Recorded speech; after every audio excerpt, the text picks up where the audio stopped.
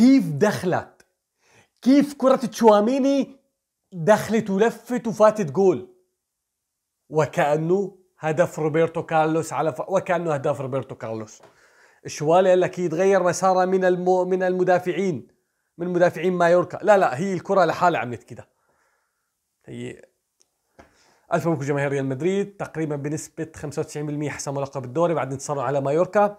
قبل ما نبلش بالحلقة بطلب منك تعمل لي لايك، اشتراك، تفعيل الجرس، وتشير الحلقة للأصدقاء. وإذا مانك متابعين حسابات السوشيال ميديا تابعنا عليها، بنشر شغلات أكثر، وفي رابط قناة احتياطية أيضا نشر عليها شغلات قصيرة جدا. ريال مدريد خلينا نقول بصعوبة نوعا ما بيوصل وبياخذ 3 نقاط من مايوركا، بفوز عليهم بهدف مقابل لا شيء عن طريق تشواميني.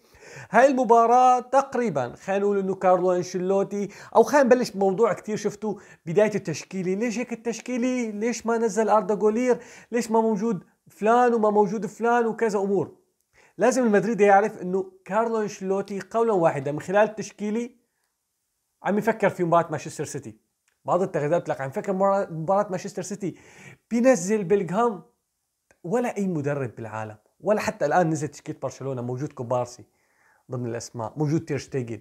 ما ممكن انك انت تروح تشيل 11 لاعب، هاي بالحالة الاولى 11 لاعب تعمل عليهم مداورة فورا انه يلا طلع 11 ونزل 11، ولا 10 ما ممكن تصير. فمن الطبيعي جدا تشوف بيلغهام في مباراة اليوم، من الطبيعي جدا تشوف روديجير، من الطبيعي جدا تشوف فالفيردي اللي لعب الى حد هذه اللحظة 44 مباراة. من الطبيعي جدا، تقريبا هدول اهم 3 لعيبة في ريال مدريد.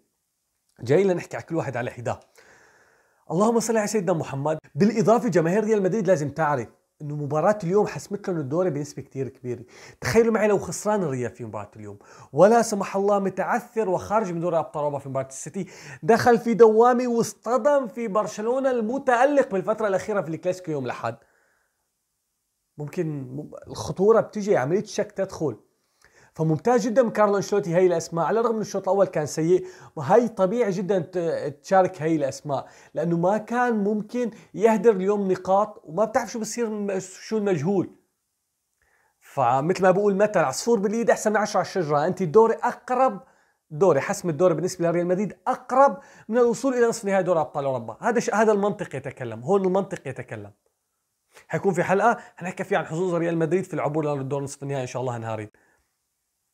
فانت عندك الدوري قريب الاكثر ضمانا، فانت اجباري لازم تركز عليه اكثر، وهذا الشيء اللي صار اليوم. شوط اول ممل جدا يدعوك للنوم، ولكن اكتشفنا شغله جدا مهمه ايضا. بيجي بقول جماهير ريال مدريد تطالب دائما ليش ابراهيم دياز ما يشارك، ليش ابراهيم دياز ما يشارك؟ لان شفت اليوم شو ابراهيم دياز عمل. اليوم تقريبا ابراهيم دياز شيلك الفرصه اللي اهدرها بالشوط الثاني بعد الهدف الاول، تمريره لوكا مودريتش، وعيط على لوكا مودريتش. بالمناسبه لو رجعت في اكثر من مره صرخ عليه لوكا مودريتش، لانه كان بامكانه يستفيد من عده كرات بطريقه افضل من هيك. لاعب مراوغ اوكي، في بعض الاحيان بيعطيك حلول. لاعب انا بتصوري جماليه ابراهيم دياز، او انا لو مدرب بدي اوظف ابراهيم دياز حوصفه بين الخطوط، حوصفه فينيسيوس عم يلعب مثلا او رودريجو هو بيلعب جنبهم معاهم. هون دور اللاعب ممتاز جدا، ولكن انك تبلش فيه على اليسار مثل مباراة اليوم تقريبا قتل كثير من رتم المباراة. ما كان في عنف وما كان في دفاع قوي من مايوركا، ولكن الاحتفاظ بالكرة اوكي، كسب بعض الاخطاء، تسبب بانذار اصفر للاعب من مايوركا، اوكي هذا شيء منيح، ولكن كان بطيء جدا في الرتم، بطيء جدا. يعني في بعض الكرات ما بتحتاج كل هي العملية والتعقيدات، خلاص حط وشوط وزت. في اكثر من كرة في الشوط الاول وفي الشوط الثاني، بدها شغله وحده، تكسر رجلك وتشوط وخلاص. اجت جول اجت، ما اجت جول وخلاص. اما انك انت تجازف وتخسر الطابه باخر لمسه وتنقلب عليك مرتدي، كان مشكله بالنسبه لريال مدريد. موضوع ابراهيم دياز بتصوري نجم ريال مدريد، نجم المباراه في مباراه اليوم فالفيردي. تخيلوا في مباراه اليوم ما موجود فالفيردي، والله هيك تعالوا نتخيل شوي ما موجود فالفيردي في كرة في الشوط الاول يا اخوان الكرة كانت مرتدة، ففالفيردي اجى تقريبا، هو كان عند 16 الخصم، فاجى تقريبا كده لنص ملعب ريال مدريد بشكل عكسي. بعدين راح بشكل عكسي بنفس نفس الهجمة بالسرعة بتاعه. عيوب مغطى عيوب كتير، غطى عيوب فاسكس. اليوم حد شاف عنده عيبي؟ ما حد شاف. طيب مغطي عيوب فاسكيس ومغطي عيوب فلان وفلان وفلان، وين من كان بتلاقيه. ونشوف الخريطة الحرارية وين من كان بتلاقيه. اليوم ريال مدريد وتحديدا خلينا نقول في الشوط الأول كان في عنده بطء جدا، بطء بالهجوم. تقريبا ما شفنا حارس مايوركا إلا في بعض الكرات، وهذا الشيء كان طبيعي نتيجة تغير خط هجومه. تقريبا انت دائما بتلعب فينيسيوس رودريجو بلينغهام، او حتى اذا كان موجود خوسيلو فبيكون معه رودريجو، او حتى اذا كان موجود او ممكن يكون معه فينيسيوس، او حتى لو موجود ابراهيم دياز بيكون معه فينيسيوس او رودريجو مع بلينغهام، او ربما الثلاثه مع بعضهم. فبيكون في عندك لاعب سريع فينيسيوس او رودريجو بيطلب الكره وبيدخل ب 16 وبيطلب الكره كثير وسريع، فبالتالي بتشوف السرعه هي. وشفنا نحن بعد دخول فينيسيوس جونيور ريال مدريد خلق عدة فرص كان ممكن انك تسجل واحدة منهم فرصة فالفيردي، فالرتم بيبقى اسرع، فهذا شيء طبيعي. بتفاجأت كثير ايضا من بعض بيقول لك مستوى بيلينغهام متراجع. في احدى الفيديوهات على تيك توك اتوقع تكلمت حيجي وقت وفي هذا الموسم بالدوري العالم تنقد بيلينغهام لسبب واحد بس، انه بيلينغهام عودنا يسجل يسجل يسجل. بنهايه الامر بيلينغهام غير مهاجم، بنهايه الامر بيلينغهام لاعب وسط ما يبدع فيه في مركز الوسط.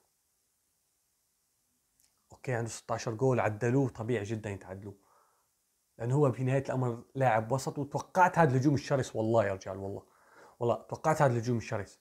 انا بصوره هذا هجوم متوقع مني ولكن ما لازم يصير، لانه انت بنهايه الامر لازم تعرف انه بيلينغهام هو لاعب خط وسط في نهايه الامر. هو ما مسؤوليته تسجيل اهداف، ولا كانت حتى كارلو انشيلوتي قال نحن تفاجئنا كيف يسجل هيك اهداف. نحن ما كان مسؤوليتنا انه هو يسجل اهداف، نحن مسؤوليتنا انه يدخل لل16 في بعض الاحيان من اجل فينيسيوس ورودريجو ويسحب بعض اللاعبين بمركز العشرة اللي بيلعبوا. وبدورتموند اللي متابعه وهو بيلعب في مركز 8. تشواميني حاليا خساره بالنسبه لريال مدريد في مباراه مانشستر سيتي بمنتهى الصراحه. شوف اليوم تشواميني بعمليه الضغط مع خط الهجوم تلاقيه دائما متواجد، ما في كرات طوليه بتلعب. وهون بتصوره يعني نقول شوي الله يصلح كارلو انشيلوتي اخطا في مباراه مانشستر سيتي. خساره. واليوم كان الحل من عنده عن طريق التسديده خرافيه مو طبيعيه من عالم اخر من زمن اخر. في نقطه اخيره بدي احكيها، في مشكله بريال مدريد واضحه وصريحه، الا وهي التسديد من بعيد. شفنا اليوم كرتين تجرأت فيها مايوركا يسددوا من بعيد، تصدي واحد من لونين خرافي جدا والثاني طلعت برا. فصار في عنده ريال مدريد مشكله التسديد من بعيد، التسديد من خارج منطقه الجزاء، وهذا الشيء لازم يدير باله منه ريال مدريد. هذا الشيء تقريبا ريال مدريد برجع بقول حسم الدوري بنسبه 95%. ضل عنده دوري ابطال اوروبا، مواجهه صعبه جدا امام مانشستر سيتي، حنحكي عنها بتفصيل بفيديو كامل ان شاء الله تعالى. ولكن الى هنا تنتهي الحلقه. برجع بذكركم ما تنسى تعمل لايك واشتراك في الجرس، تشير الحلقه لاصدقائك، وما تنسى تتابعنا حسابات السوشيال ميديا وتتابع الحلقات السابقه. سلام.